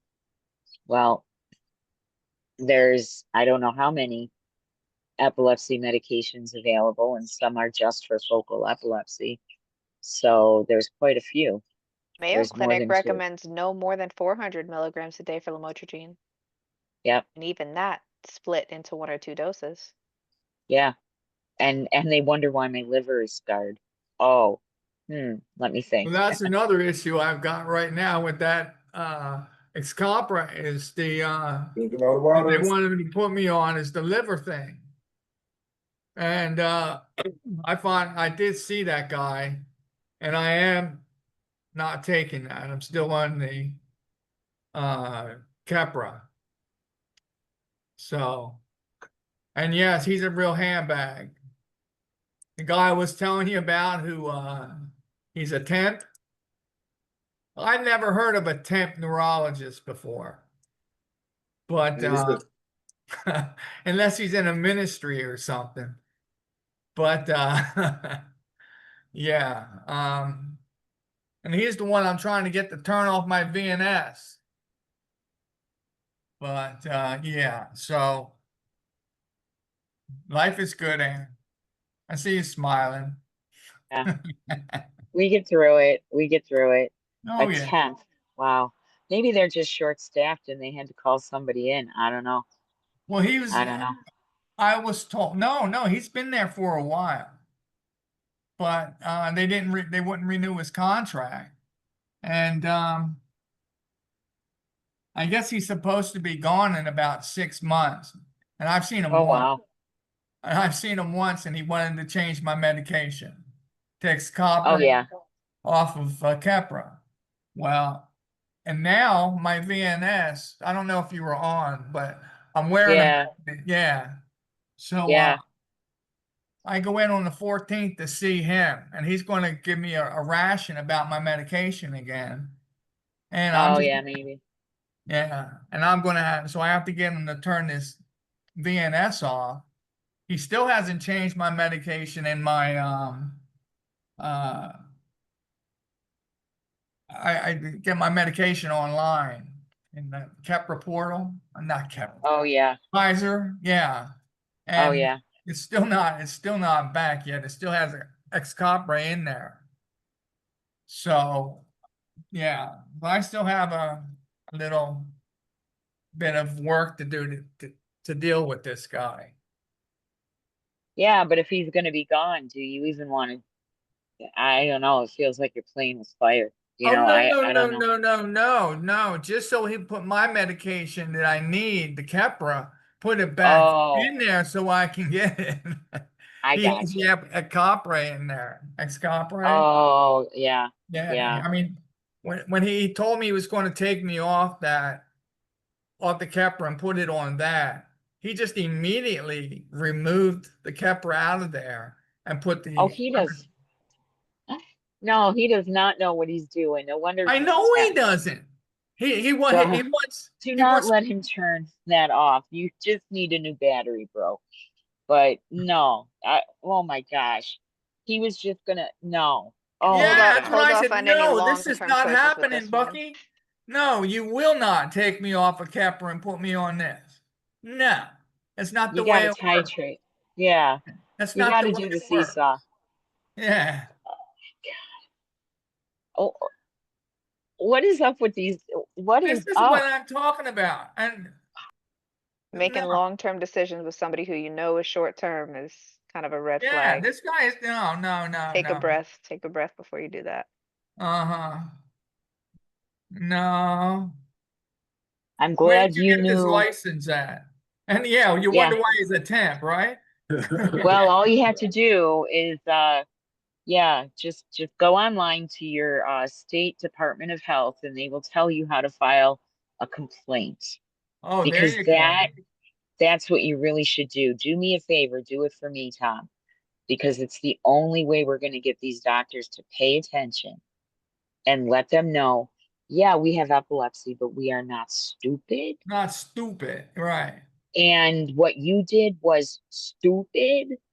So I had to let the people who decide whether or not you keep your license, I had to let them know so you don't do Oh, it to somebody else. oh, that's You know, I told him that I'm on this on this Zoom, and he told us, so tell me, where did you get this information from? He says the only people that talk negatively about it are people that it's not working for them or something. They're the only ones that have anything bad to say. I'm like, okay, then why is it? I told him that I went right on their website, and it tells you, Yeah. Keppra, do not just stop taking it. And he's like, well, that's not the way it works. If I don't want you to do it, then and I'm putting you on something else. Homie, No, it doesn't work that way. No, every single anticonvulsant Yeah, you has just to don't be stop one titrated. and stop another one. This guy has a superiority complex or I'm not as something. dumb as you look, buddy. Yeah, right. Or yeah, you're not as dumb as he wants you to be. Yeah, yeah. You don't look dumb, bro. It's like I'm Yeah, paying you. right, right. And it's like, this isn't right. And I'm that patient. You know, I'll be the one to say, I know you this are. doesn't sound right. And I think maybe I should make people aware of this. Uh-huh. And that's all you got to say. And they don't know if I'm going to be calling their boss or reporting them to the state. They don't know. They don't need to know. Mhm. But, you know, something like that doesn't sound right. I'll be like, look, I'm not comfortable with this because it's really against everything else that I know is right. Uh-huh. And I didn't go to medical school, but that doesn't mean I don't know what's right. Yeah, I was flip-flopped on meds like that, and I ended up in the hospital. And I no, know. Yeah. yeah, They ought to write a medical book with you on the front page. no, It's like no, you we and all me, have our Tom stories. 101 and Annie. Yeah, Tom 101 and Annie. But yeah, There you no, go. it just blows my mind because I have a friend who's doing her internship for her doctorate right now. And I was on the phone with her for 2 hours yesterday. And she said, you know, my therapist can't even help me with this. The way these people are, and she's doing her internship in an ICU, she's disgusted. She said it was like her third round on that clinical. By the time she got home, she was physically sick because the way that these other medical professionals are behaving. And I'm like, oh God, you know, here she's getting her doctorate in nursing Still and she wants to, practicing medicine. Yeah, that's a ripoff. Please take your medication as prescribed or whatever works for you. We're not doctors.